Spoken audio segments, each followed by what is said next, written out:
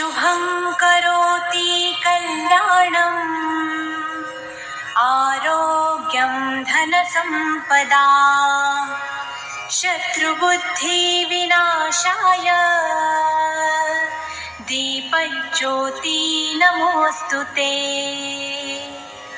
दिव्या दिव्या रे दीपत्कार कानी कुंडल मोतीहार दिव्याला पाहून नमस्कार तिळाचे तेल कापसाची वात दिवा तेवे देवा पाशी उजेड पडे विष्णू पाशी माझा नमस्कार सर्व देव देवतांपाशी